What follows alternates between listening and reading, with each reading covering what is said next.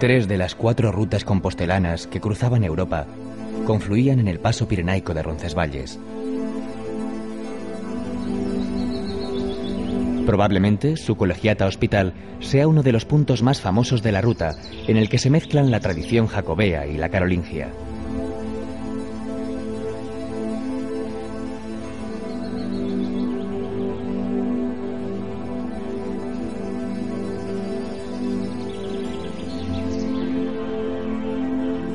También de estilo gótico es la Capilla de Santiago o de los Peregrinos, la primera advocación jacobea que encuentra el peregrino al llegar a España. Junto a ella está la Capilla de Sancti Spiritus o Silo de Carlomagno, donde cuentan que están enterrados los héroes de la batalla de Roncesvalles. Desde Roncesvalles, el camino desciende entre alledos y robledales en dirección a Pamplona, para seguir hasta Puente la Reina, donde se une con el ramal aragonés en un único trazado.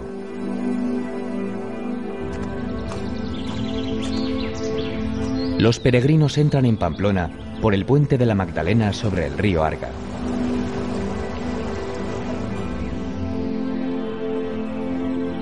Pamplona, la antigua Pompaelo romana, creció en torno a las necesidades del camino.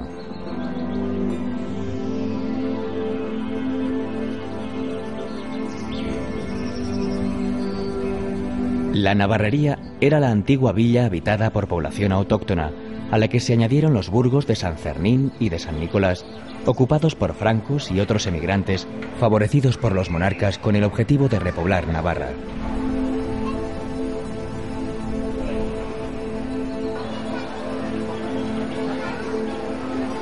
Escondida tras una gran fachada neoclásica, se encuentra la catedral gótica de 3 naves y girola.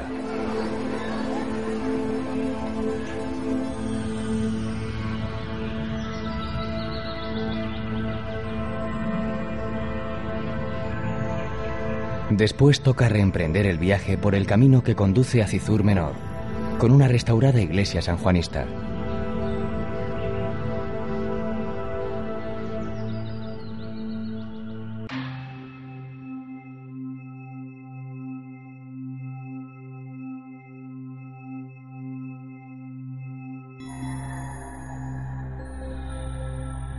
Desde lo alto de Somport, las montañas adquieren otra dimensión. Hasta aquí llegaba una de las 4 vías jacobeas que cruzaban Europa. Y es aquí, en el Summus Portus de los romanos, el actual Somport, donde el peregrino moderno empieza su andadura hacia Compostela por el camino aragonés.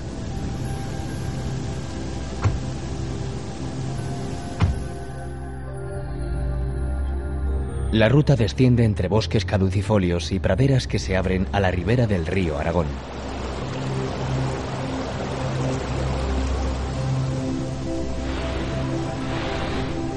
Pasa por las pistas de esquí de Candanchú.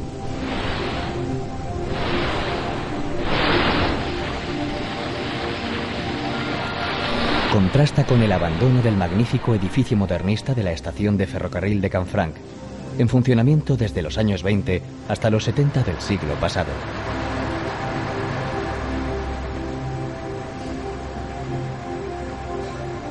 Más adelante, los restos de varias fortificaciones muestran la importancia que tuvo este paso. Son el Col de los Ladrones y la Torre de Fusileros, encargadas de impedir el contrabando por la frontera.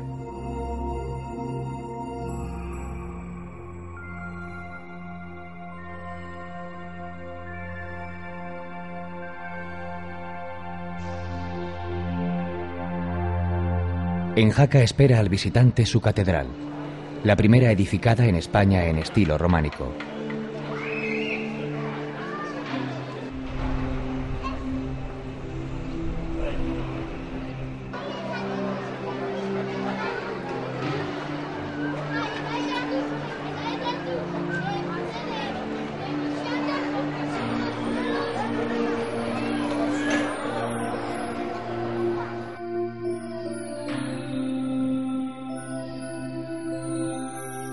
Jaca fue siempre una ciudad fortificada.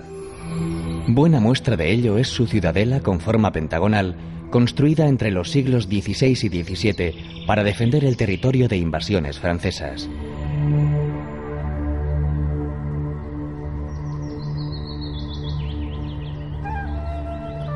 Otro testigo de la ruta jacobea por la ciudad es el puente medieval de San Miguel, con un gran arco estilizado que se alza sobre el río Aragón.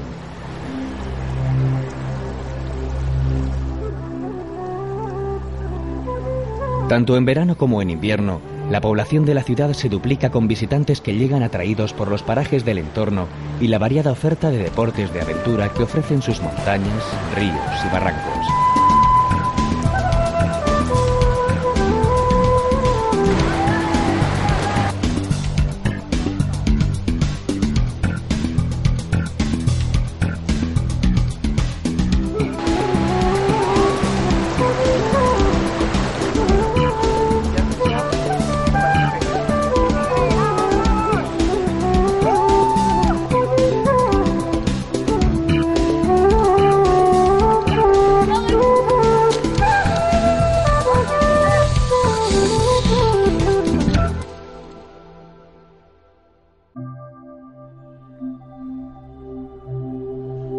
Literalmente incrustado en la piedra, el monasterio de San Juan de la Peña no forma parte propiamente dicho del Camino de Santiago. Pero sin lugar a dudas, el viajero agradecerá tomar el breve desvío que desde Jaca conduce hasta uno de los más bellos monumentos románicos.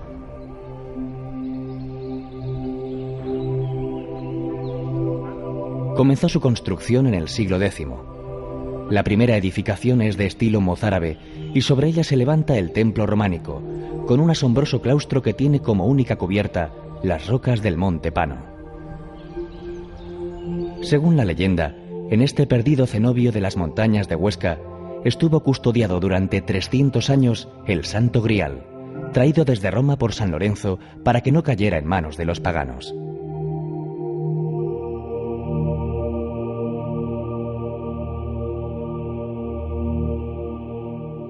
Enclave jacobeo es sin duda Sangüesa, ya en territorio navarro.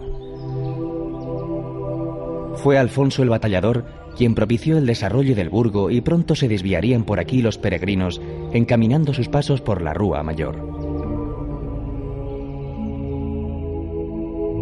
Testimonio de esta floreciente actividad son sus templos, casonas y palacios. Aunque basta con admirar la contundente estampa de la iglesia Santa María la Mayor para hacerse una idea de ese pasado esplendor.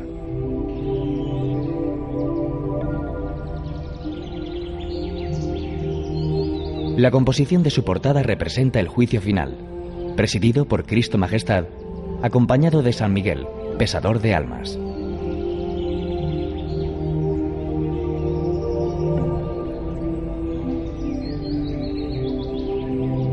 Llama la atención entre sus figuras el Judas desnudo y ahorcado.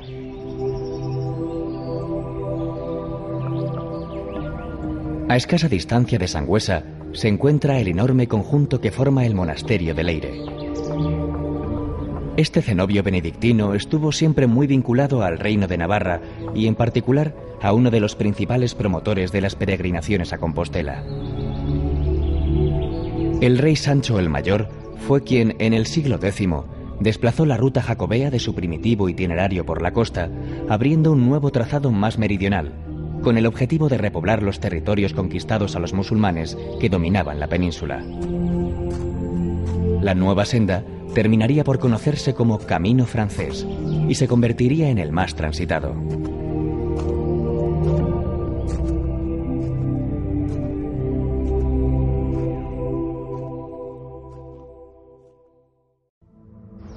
Bajo la atenta mirada del Pico Ori, se despereza uno de los hayedos más emblemáticos de Navarra.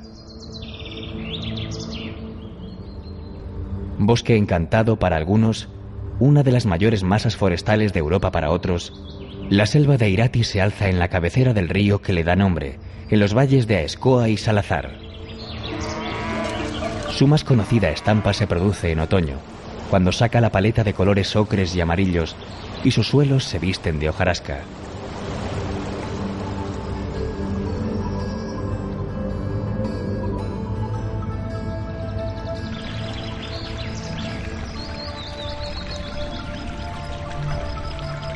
Entre el tupido bosque se perfilan sendas por las que practicar el senderismo o pasear en bicicleta admirando el entorno.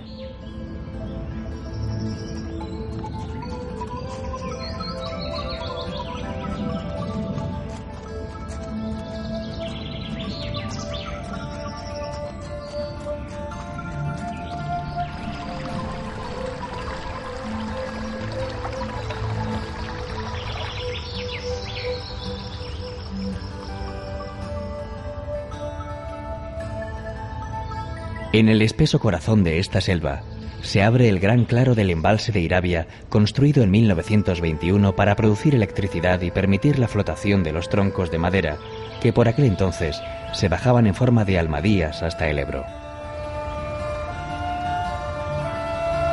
Aquí y allá sobreviven restos de construcciones que permiten adivinar retazos de su pasado. Al oeste del embalse se encuentra la silueta semiderruida de la fábrica de armas de Orbaiceta, erigida en el siglo XVIII para abastecer al cuerpo de artillería de Carlos III.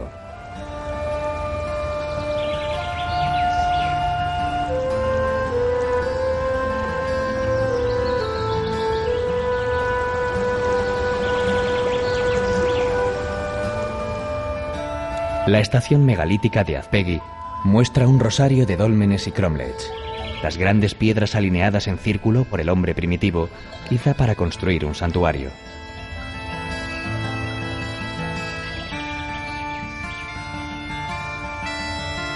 Hacia el sur se abren dos parajes de singular belleza.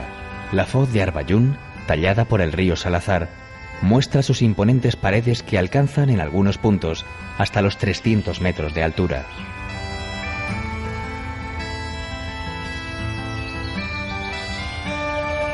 Para visitar la foz de Lumbier, se aprovechan los túneles que se excavaron en las rocas para permitir el paso del ferrocarril maderero, el primero eléctrico en España, que con el nombre de Irati fue inaugurado en 1922 y funcionó durante 4 décadas. Nuevamente, el río Irati es el protagonista. Ha ido excavando un espectacular desfiladero sobre las calizas del extremo occidental de la Sierra del Eire, en la zona media de Navarra, entre el Valle de Salazar y la Sierra de Izco. Es una comarca soleada, de clima mediterráneo, con abundante vegetación que crece en los roquedos y una importante colonia de buitres leonados que sobrevuelan constantemente su espacio, vigilando como nadie las numerosas pendientes, cortados y altozanos que conforman esta hondonada natural.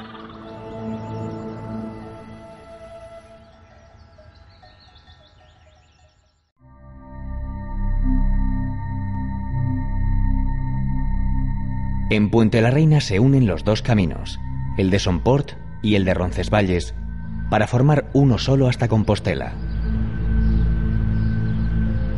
Da la bienvenida al caminante la bóveda de crucería que une el antiguo hospital y la iglesia del Crucifijo, fundada por los templarios.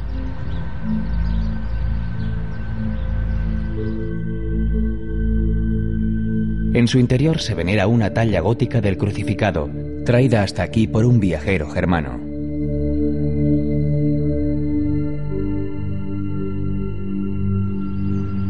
La ruta se adentra en la calle Mayor o de los Romeros. Al final de la calle aguarda el puente de los Peregrinos, que le da nombre a la localidad, aunque no se sabe bien cuál fue la reina a la que se atribuye su construcción en el siglo XI. Lo cierto es que forma un conjunto de singular belleza, y sus 6 arcos sobre el río Arga son un ejemplo de la ingeniería medieval. En medio del campo, no lejos de Puente la Reina, está el templo románico de Santa María de Eunate, considerada la joya arquitectónica del Camino de Santiago. Su originalidad reside en la galería porticada y sin techo que la rodea por completo. Parece ser que fue capilla funeraria, como lo demuestran los enterramientos que se han encontrado en su interior, aunque no faltan los que aseguran que su construcción se debió a la Orden del Temple, por la gran cantidad de símbolos templarios que alberga.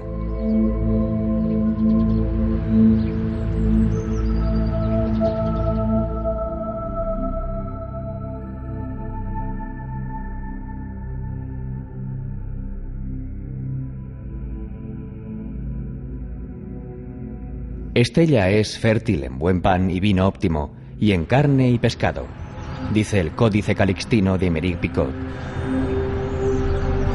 Y así continúa siendo esta localidad fundada por Sancho Ramírez en el emplazamiento de la antigua Lizarra.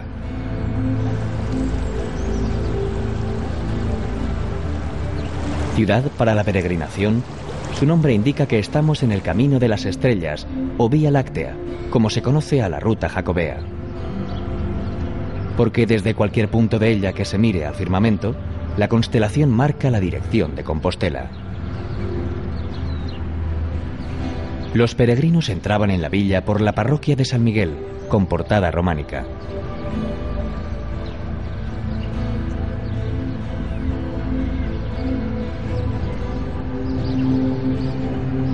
De sus muchos monumentos, destaca la iglesia de San Pedro de la Rúa, emplazada al pie de la Peña de los Castillos.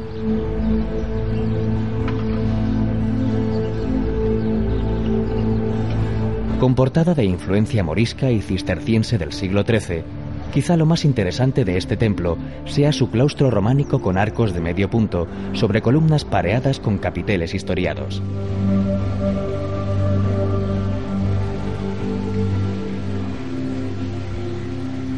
Aquí está enterrado un peregrino ilustre, el obispo de la ciudad griega de Patras, que llevaba una gran reliquia de San Andrés para ofrendarla al apóstol. Desde entonces, San Andrés se convirtió en el patrón de Estella, que lo celebra con animadas fiestas. Los viajeros abandonan la localidad por la Puerta de Castilla y la iglesia de Rocamador, con su ábside románico. A solo 2 kilómetros de Estella se encuentra el monasterio de Irache, en el que se mezclan construcciones románicas, barrocas y renacentistas.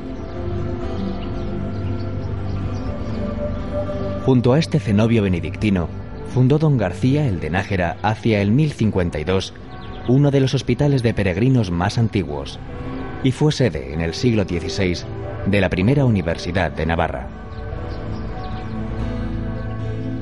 El pasado de Nájera se resume en el monasterio de Santa María la Real. Fue levantado a mediados del siglo XI por el rey don García, en la boca de una cueva considerada milagrosa. El actual templo gótico es del siglo XV, aunque en su interior se mezclan también los estilos románico y renacentista.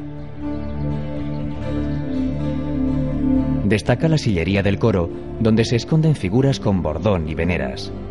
Su panteón real alberga una treintena de sepulcros de los reyes e infantes de la dinastía najerense. Cada uno es una obra de arte, aunque destaca entre todos el sarcófago románico de Doña Blanca de Navarra, biznieta del Cid Campeador. De original belleza es el claustro plateresco de los caballeros, que debe su nombre a que fue elegido por muchos miembros de la nobleza de la zona como lugar de enterramiento de sus restos mortales. Cada mes de julio, la historia de Nájera cobra vida en las representaciones teatrales de las crónicas najerenses, en la plaza de Santa María la Real. Un ingenioso repaso por los acontecimientos más importantes de esta ciudad, que fuera sede de la corte del viejo reino de Navarra antes de su incorporación a Castilla.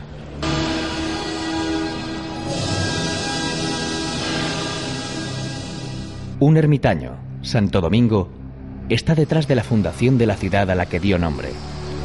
También otro río, el Oja, y un espíritu solidario, el que le llevó a mediados del siglo XI a trazar calzadas, construir puentes, erigir iglesias y fundar hospitales para los peregrinos a Santiago.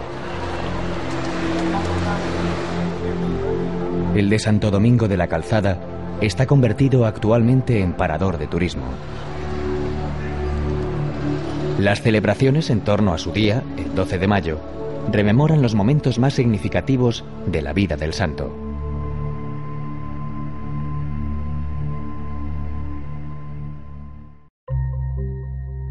El Camino de Santiago del Norte entra en España por el vado fronterizo del río Bidasoa. Ahí se iniciaba una ruta que, con los inicios de la peregrinación y el territorio prácticamente en manos de los musulmanes, obligaba a los viajeros a pegarse a la costa en su camino a Compostela.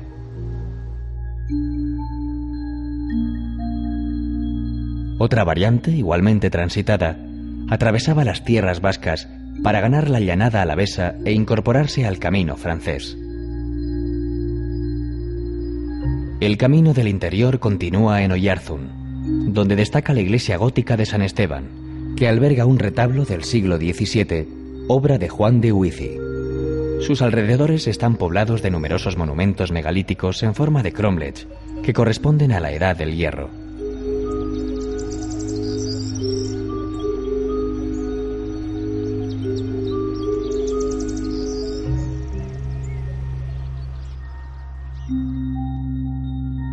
Siguiendo las márgenes del Urumea, la ruta bordea Hernani, una de las villas más antiguas de Guipúzcoa. Tiene en su rico patrimonio artístico la iglesia parroquial de San Juan Bautista, que comenzó a construirse a mediados del siglo XVI.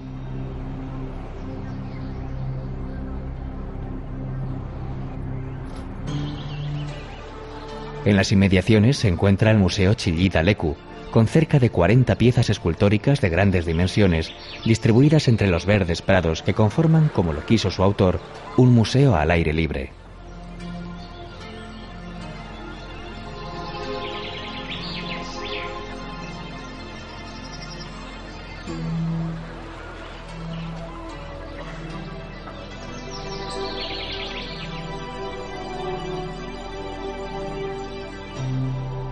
Andoain, en la falda del monte Burunza, tiene una iglesia barroca bajo la advocación de San Martín de Tours, fiel acompañante de los peregrinos a Compostela.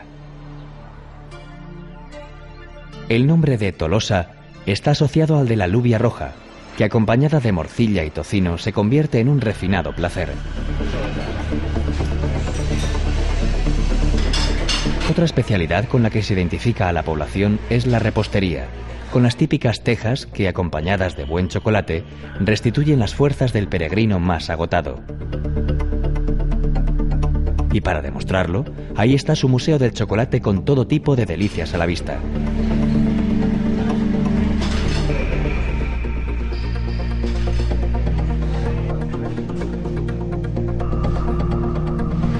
Tolosa tiene un núcleo medieval de calles angostas y palacios barrocos o más antiguos aún, como el de Idiáquez, en el que se alojó en 1538 el emperador Carlos V.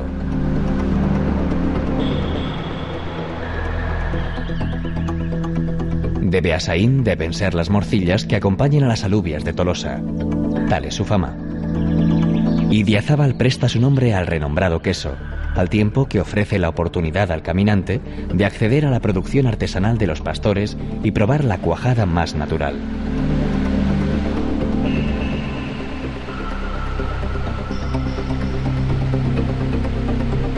El centro urbano atesora la iglesia de San Miguel, con su extraordinaria portada románica.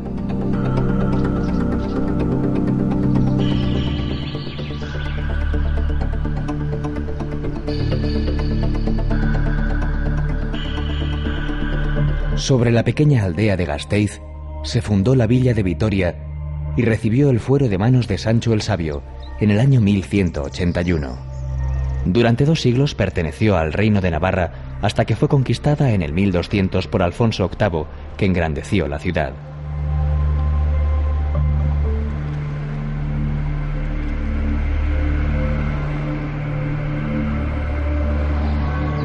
Su monumento más importante es la Catedral de Santa María, de estilo gótico, con 3 hermosas portadas.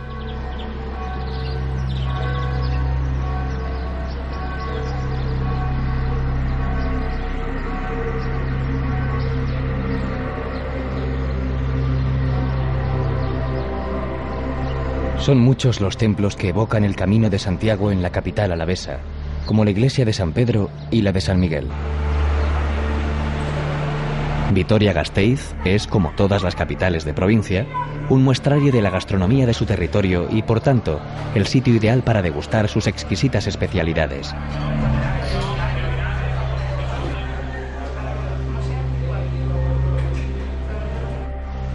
La Puebla de Arganzón, Armiñón, son otros hitos de la ruta antes de entrar en Zambrana, ubicada entre campos de cereal y viñedo. Y por fin, Salinillas de Buradón, que aún conserva parte de sus murallas y puertas que le dieron relevancia como punto estratégico en las guerras entre castellanos y navarros.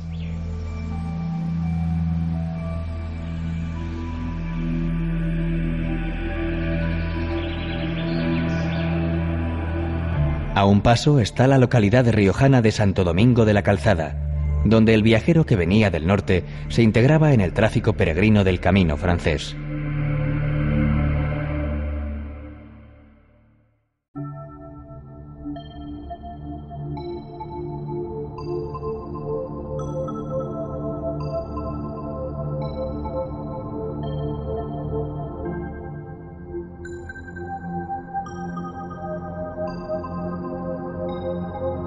El gótico, el arte que se eleva hacia el cielo y que llegó procedente de Francia, dejó en la ruta compostelana el magnífico ejemplo de la Catedral de Burgos.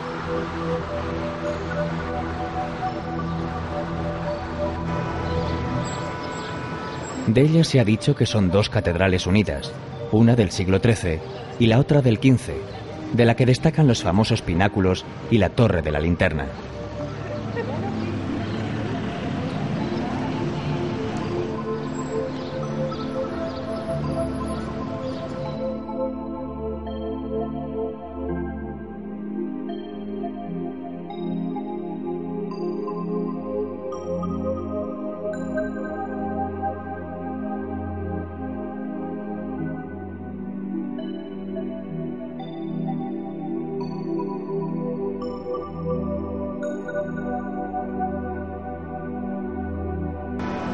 La iglesia de Saint-Lesmes guarda el sepulcro de este monje de origen francés, gran protector de los peregrinos y elevado a patrono de la ciudad en el siglo XVI.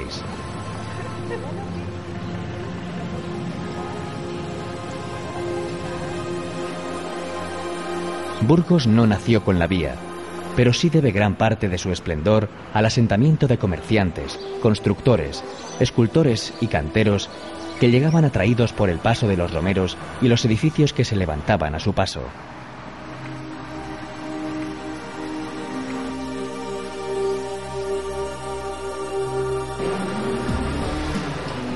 La población actual es heredera de esa vitalidad, que se puede palpar en las estrechas calles del casco antiguo.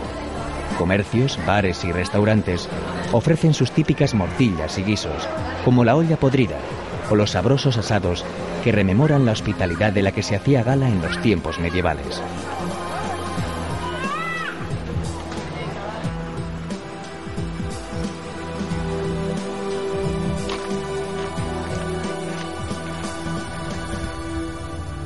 A partir de aquí cambia el paisaje. Se quedan atrás las montañas y se proyecta ante el caminante la austera meseta castellana. Antes de llegar a Castrojeriz, aparecen las ruinas del convento de San Antón. La senda atraviesa el pórtico en el que los frailes antonianos dejaban la comida para los peregrinos. Tenían fama de buenos médicos, especialistas en sanar el llamado fuego sacro o mal de San Antón, una especie de gangrena provocada por un hongo del centeno.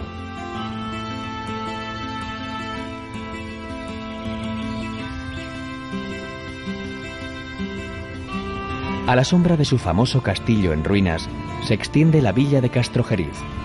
La calle mayor era el Camino, y su monumento más notable es la colegiata gótica de Nuestra Señora del Manzano.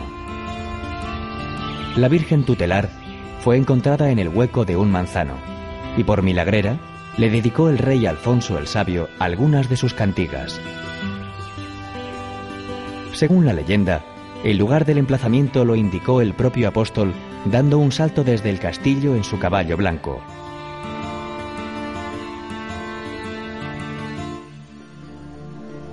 En tierras del Canal de Castilla, Fromista guarda uno de los mejores ejemplos del románico jacobeo. La fama le pertenece a la iglesia de San Martín, que se alza exenta en medio de una plaza para dejarse contemplar a gusto desde cualquier ángulo. Son inconfundibles de su fisonomía el cimborrio octogonal y los canecillos esculpidos que adornan los aleros del tejado. Su construcción se debió, como tantos otros edificios, al empuje de la dinastía navarra, que junto con los reyes de Asturias y León contribuyeron a promocionar la ruta erigiendo los primeros puentes y templos que jalonan el camino para convertirlo en la vía de comunicación más sólida entre Europa y la península.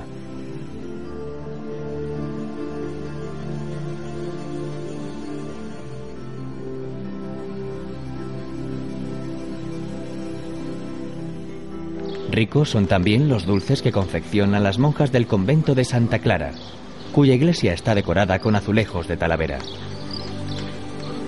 Santa María del Camino, con un soberbio pórtico bajo porche cubierto, es el templo más antiguo de la localidad. Se construyó para conmemorar una victoria sobre los musulmanes que libró a Carrión de los Condes de pagar el tributo de las 100 doncellas que aquellos exigían. Siguiendo el sendero de las estrellas por la población, se llega a la iglesia de Santiago, del siglo XII, con un magnífico friso en la fachada que tiene como centro la imagen del Salvador escoltado por los apóstoles.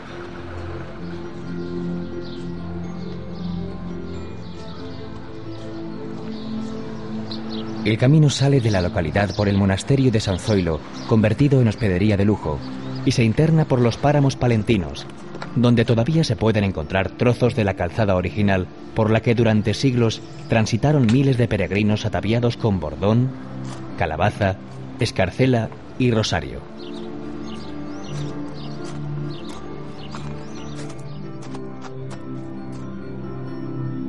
Con pan y vino se hace el camino. Una máxima que los monjes cluniacenses del derruido monasterio de San Benito pusieron en práctica con la legendaria cuba de Sahagún, que mantenían siempre llena con buenos caldos para saciar la sed de los caminantes. Sahagún debió de ser una de las ciudades más prósperas de la vía. Fue uno de los focos de desarrollo del arte románico mudéjar, el llamado románico del ladrillo, llegado de la España musulmana. Ejemplos de este estilo son las iglesias de San Tirso y de San Lorenzo, con originales torres y profusamente decoradas con arcos ciegos, recuadros y frisos.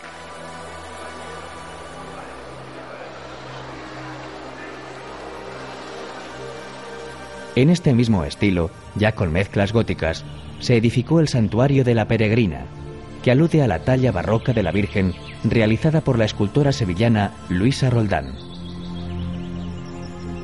Indica la salida de la población el puente del Canto sobre el río Cea. En sus inmediaciones sitúan las crónicas la batalla entre Carlomagno y el rey musulmán Aigolando. Y la leyenda asegura que las lanzas de los guerreros cristianos florecieron al ser clavadas en la tierra.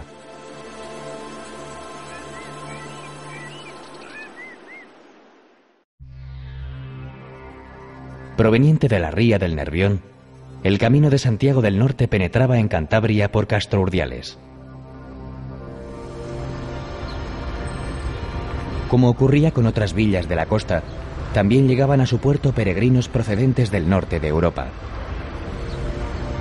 El inicio de la ruta era la iglesia gótica de la Asunción. Y junto al templo, el castillo faro que la defiende del mar.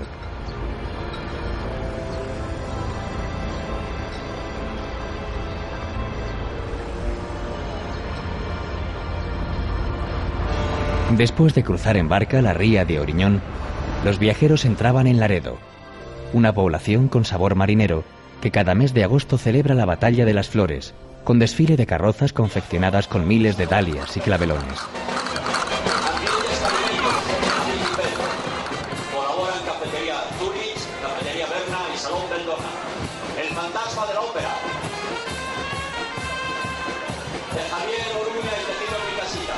Sirenas de Planeta Pizza, Versalles. De Saúl Oruña y Frutería Artesano. Acuario de vulcanizados y neumáticos Maripina. Y Fábula Medival.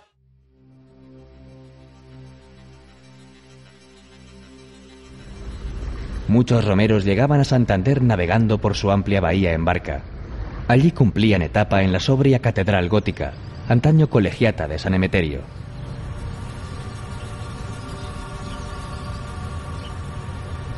La capital cántabra prosperó gracias al comercio de las lanas que mantenía con Flandes, por el privilegio de ser una de las 4 villas de la Corona de Castilla.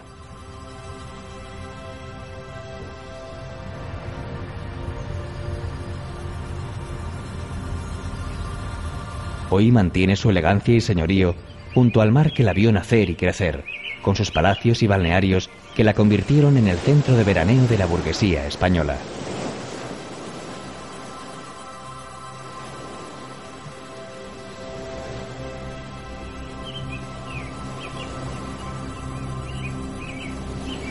El camino de la costa continúa en Suances, uno de los mejores lugares del Cantábrico para practicar el surf.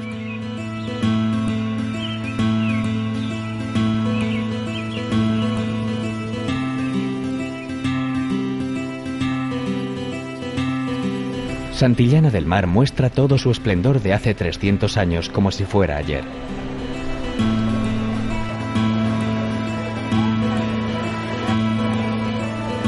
Toda la villa es un museo de arquitectura con sus palacios barrocos y casonas solariegas que tienen su máxima expresión en la plaza de Ramón Pelayo. Allí se alzan, retando al tiempo, las torres del Merino y de Don Borja, el ayuntamiento y la antigua cárcel.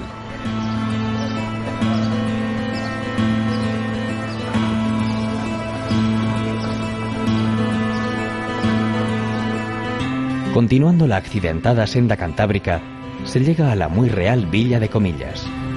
Aunque aquí poco evoca el culto jacobeo, vale la pena hacer una parada para conocer la villa de Antonio López. Con la fortuna que hizo en Cuba, construyó varios edificios de renombre en su localidad natal. Destaca sobre todo la Universidad Pontificia, que sus descendientes donaron a los jesuitas. En lo alto de una colina se enseñorea el Palacio de Sobrellano, la residencia oficial del indiano, convertido en Marqués de Comillas por el rey Alfonso XIII.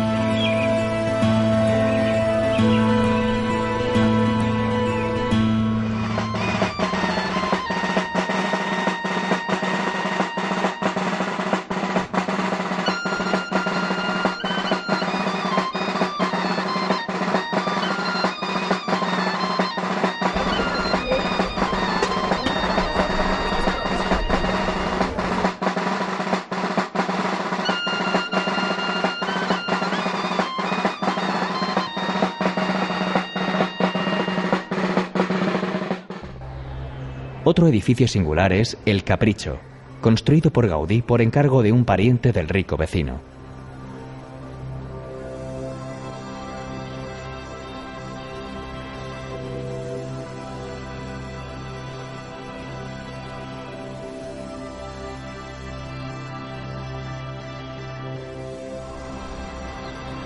Encaramada en un risco al que separan de tierra firme el mar y las rías, la ciudad medieval de San Vicente de la Barquera soporta la embestida de los tiempos modernos.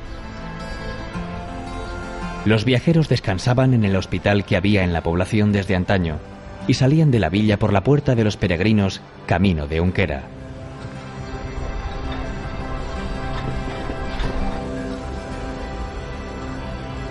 Es Unquera el último hito cántabro del itinerario costero.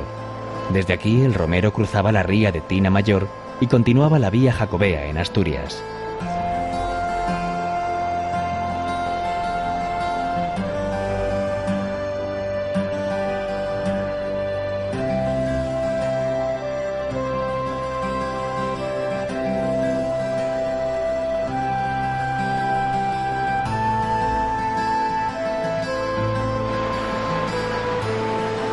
Reynosa no se hace esperar para aparecer ante el caminante y con ella el embalse del Ebro, un remanso de paz en estas tierras de larga tradición romana.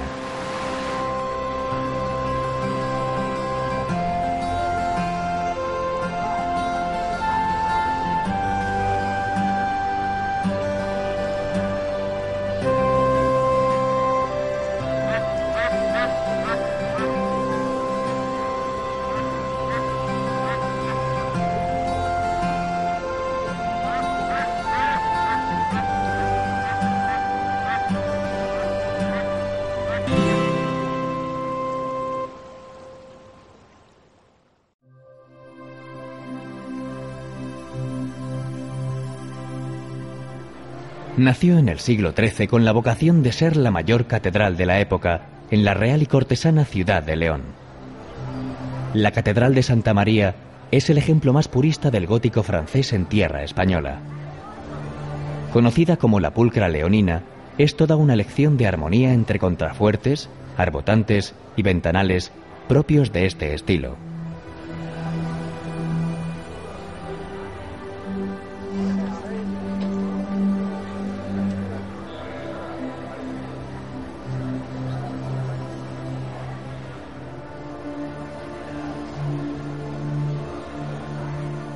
Una vez en el interior, la piedra se convierte en cristal. Son famosos sus 1800 metros de vidrieras que transmiten una variedad de luces y colores para iluminar cada tesoro catedralicio con el misterio y la solemnidad que le corresponde. Entre ellos, una capilla dedicada al apóstol. Si la catedral es el monumento más completo del gótico, la Real Basílica de San Isidoro lo es del románico. Fue mandada construir por Fernando I en el siglo XI para albergar los restos del arzobispo de Sevilla, que fueron rescatados de los musulmanes.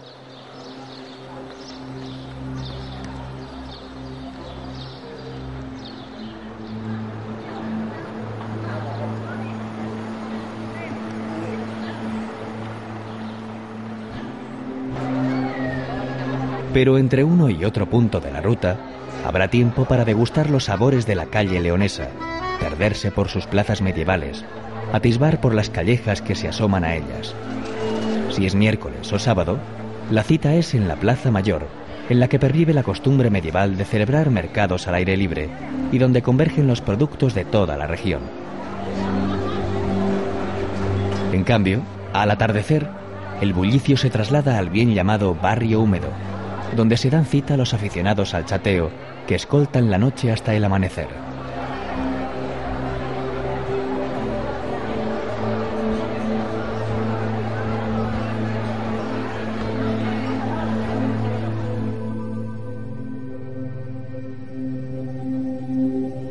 La capital del Bierzo debe su nombre a la Ponte Ferrada, que mandó construir el obispo Osmundo en el siglo XI para franquear el paso a los peregrinos jacobeos por el río Sil.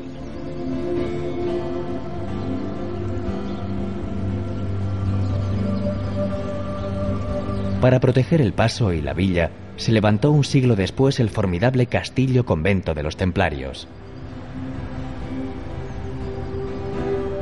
Los símbolos grabados en sus muros y el esquema astrológico que guardan sus 12 torres hacen asegurar a los entendidos que la fortaleza guarda secretos de los templarios en relación con el destino del Santo Grial y el Arca de la Alianza.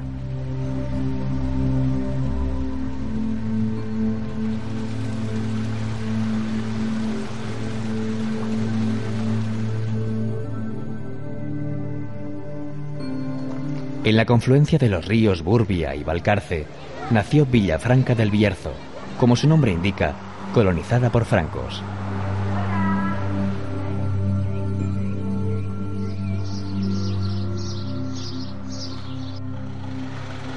La empedrada calle del Agua marcaba el paso de los viajeros de la Concha hacia el casco urbano, en el que fueron surgiendo iglesias y hospitales para atender sus necesidades.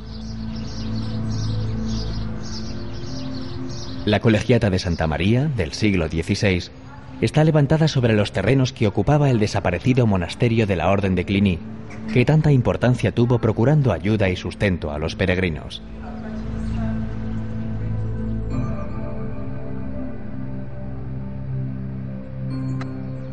Cebreiro es la puerta de entrada a Galicia.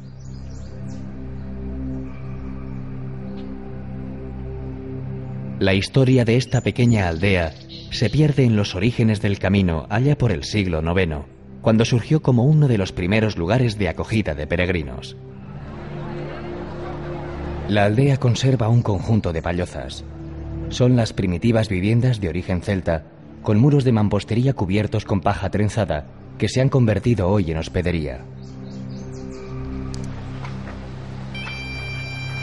En el siglo XI se fundó aquí la iglesia de Santa María la Real, donde se venera una talla románica de la Virgen titular.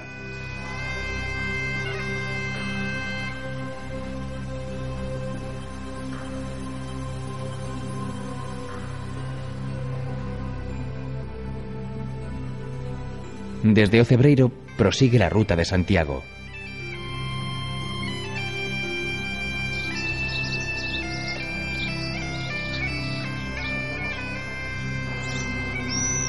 La villa medieval de Melide fue repoblada por mandato de Alfonso IX en el siglo XIII. De aquella época conserva la portada de la iglesia románica de San Pedro, integrada en la capilla de San Roque. A su lado se levanta uno de los cruceros más antiguos de Galicia. Desde aquí, los peregrinos de antaño y los actuales apuran el paso. Cerca está el Monte del Gozo, desde donde se contempla por vez primera la ciudad de Santiago.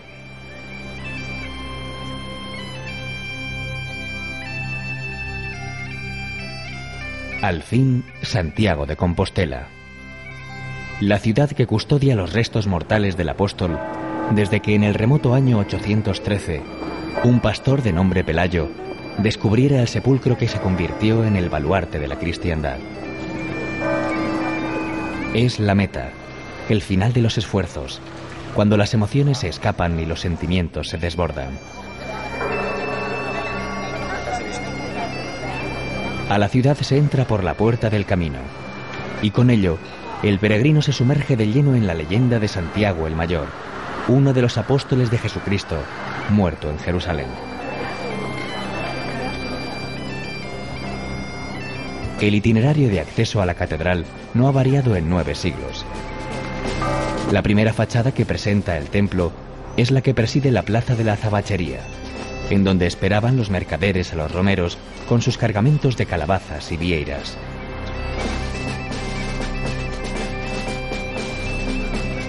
Desde aquí se pasa a la plaza de la Quintana o de los Literarios, en la que se alza la catedral por la Puerta Santa o del Perdón, del siglo XVII.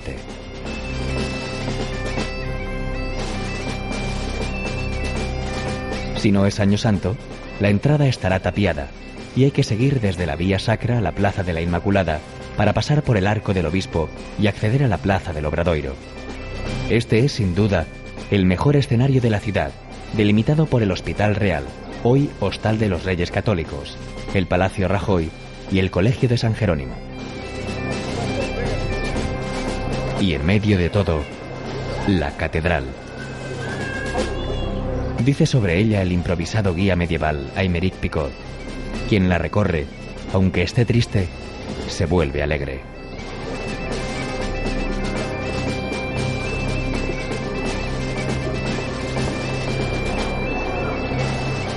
Subiendo las escalinatas, se llega al Pórtico de la Gloria, obra cimera del arte medieval compuesta por el maestro Mateo en el siglo XII.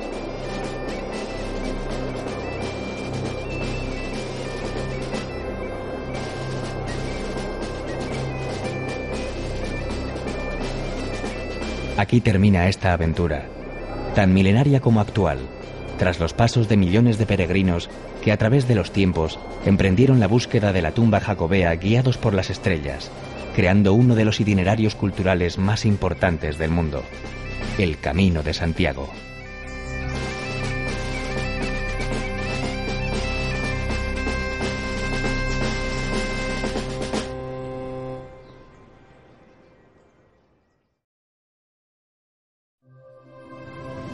El camino acaba, y todavía un último desafío espera al peregrino: la ruta de Finisterre, la única vía jacobea que empieza en Compostela. Casi desde el descubrimiento del sepulcro del apóstol Santiago en el siglo IX, peregrinos de todos los tiempos y procedencias decidían continuar su viaje a la Costa de la Muerte, en la zona más occidental de Galicia, frente a las bravas aguas del Océano Atlántico. A su encuentro se despliega una tierra llena de contrastes: pequeñas rías, ensenadas, acantilados de vértigo, junto con extensas playas. Atesora sus tradiciones en las manos de las palilleiras, que mueven con sabiduría ancestral los bolillos, haciendo crecer como por encanto refinados encajes. Y conserva la memoria de ese milenario contubernio con el mar en los secaderos de Congrio del puerto de Muxía. La Costa de la Muerte era para los antiguos el final del mundo conocido. Una tierra cargada de leyendas y ritos paganos que los romanos bautizaron como el Finisterre, cuando contemplaron aterrorizados la desaparición del sol entre las aguas.